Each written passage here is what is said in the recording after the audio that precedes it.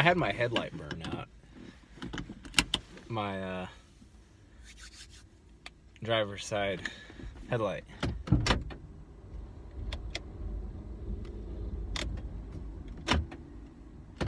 And you know, I'm in San Francisco. I don't know any. What's that about? Door open? Ah, brake. Yeah, I'm in San Francisco, so I don't, you know, I don't have any mechanic out here. And you don't want to get ripped off and whatnot, so.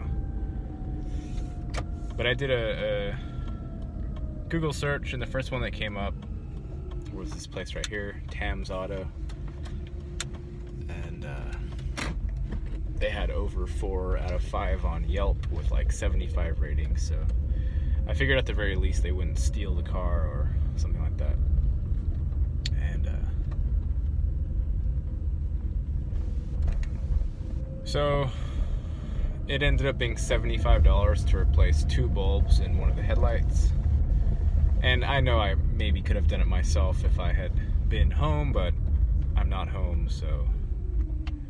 And I don't have any tools in the car. So I expect under $100 for a minor repair is good. But it was taking an hour to repair it, so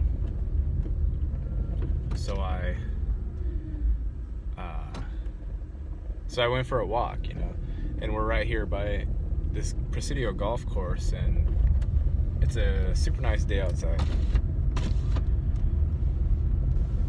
So I went for a walk, just, you know, walking.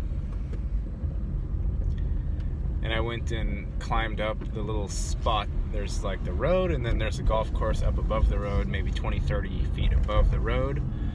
And it's not a manicured space in between, so it's just trees and bush and foliage and greenery, bugs and spiders and all the stuff that I like, right? So I climbed up the hill about halfway and just sat there, and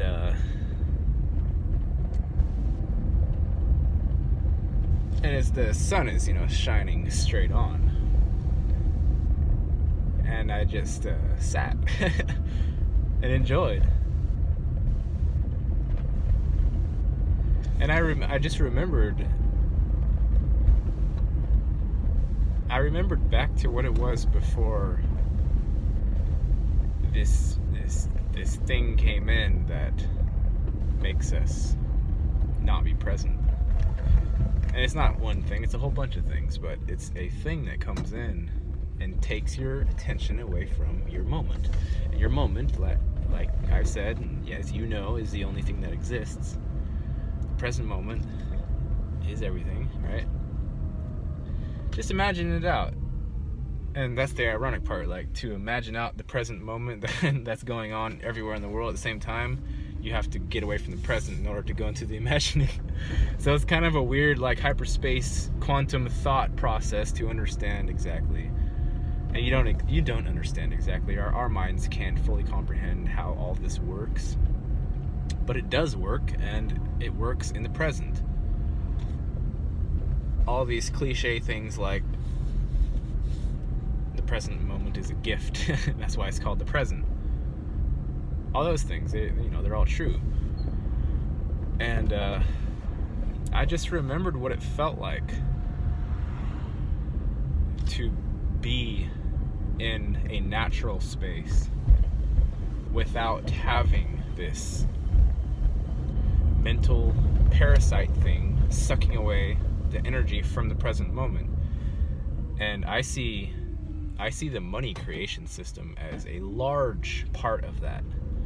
The money system itself is not the devil, like some people say, you know, money is the root of all evil. It's not necessarily the root of all evil. It's the idea that you need to quantify work and then add a little bit extra for the people who made the system in forms of usury or interest, and then make the system unsustainable, so people have to run around like crazy chickens with their heads cut off in order to fulfill this numerology system on the computer that never gets fulfilled, so you never have any rest.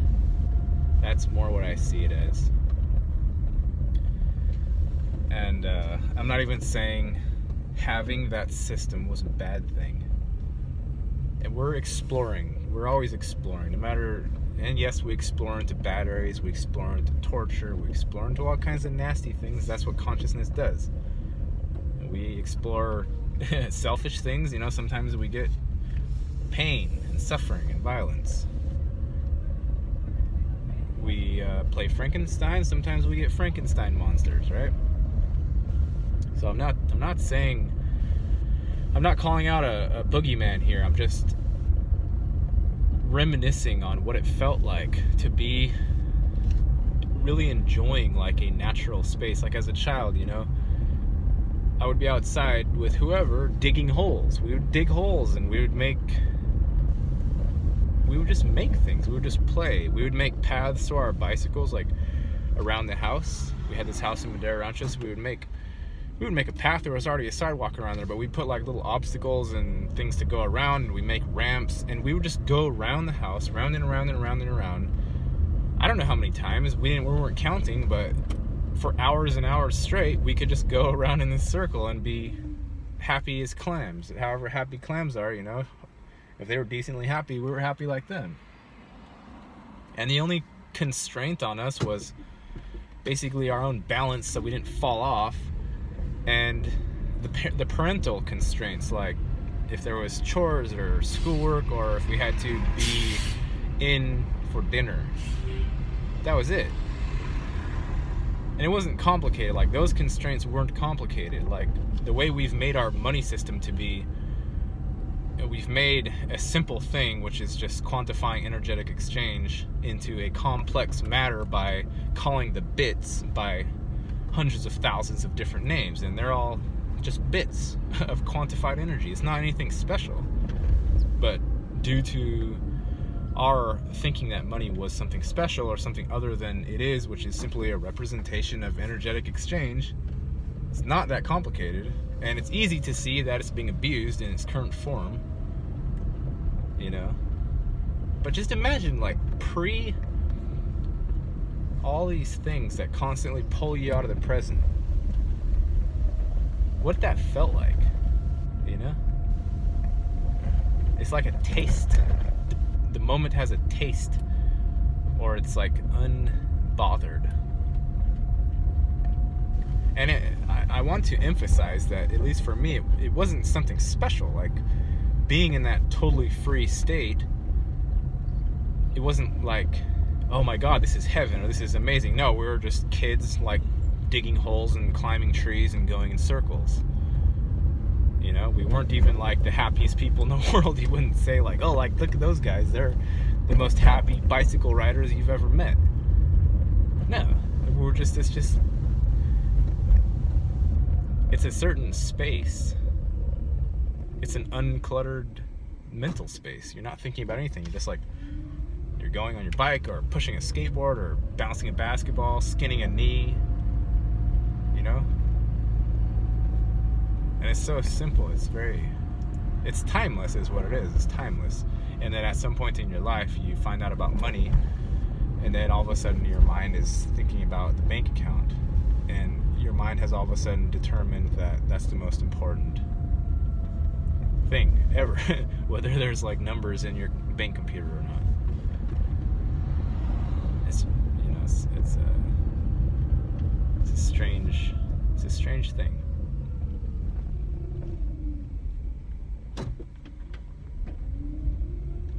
It's very strange, because all that is just an ideology. I mean, it's just somebody's came up with this idea that we've called consumerism, or capitalism. It's just an idea. It's not a special idea. It's not a super complicated idea. Someone came up with it, and then, you know, it got written into books, and things were written down on pieces of paper. You know, we call certain ideas laws. This is a law. It's like, okay, sure.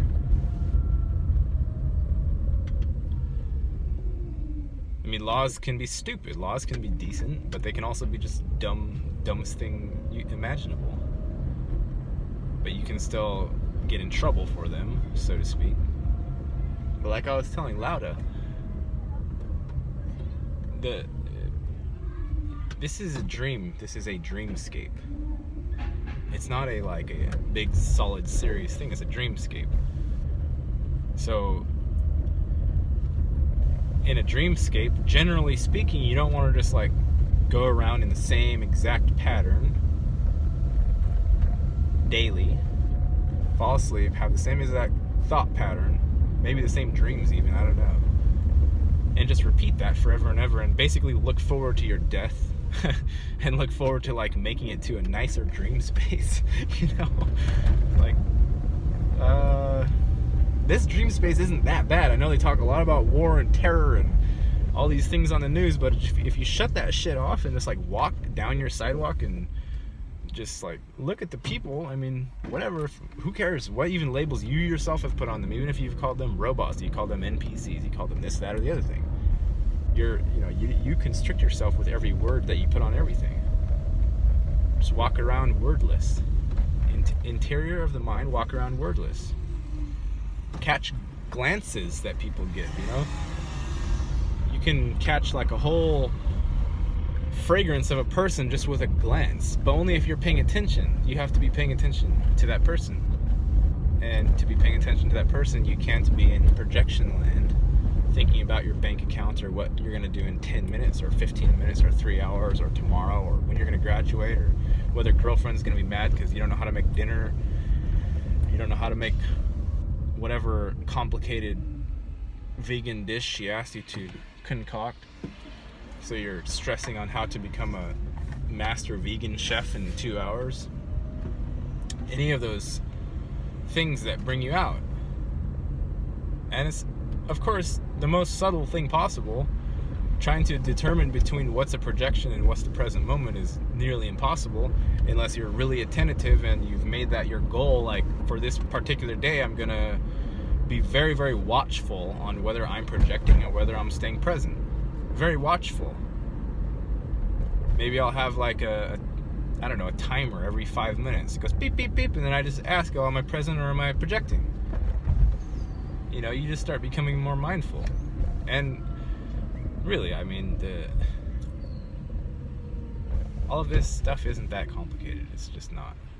We get bored, so we make up all kinds of grand theories, and we have fun and stuff like that. And maybe they're true in other dimensions, but if you look around, you know, look around with your eyeballs, see what's going on, see what's moving.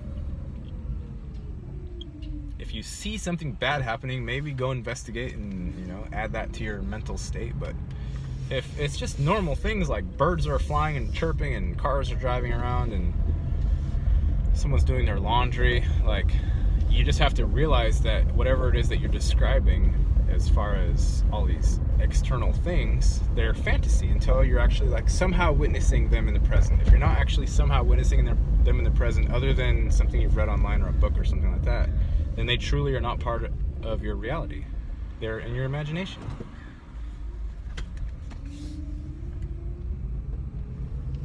It's just what it is. And it's not a bad thing, it's not a good thing, it's a simple thing. You need to learn to differentiate between what's your imagination and what's currently, presently happening. That turned into kind of a ramble, but it's a good day for a ramble. I think we're nearing the end of the month of February. February.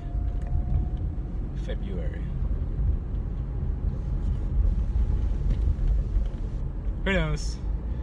I like how on the other side of the peninsula, this is where the Asian people are, and they all hang their laundry outside their windows. I really like that. Alright guys, peace.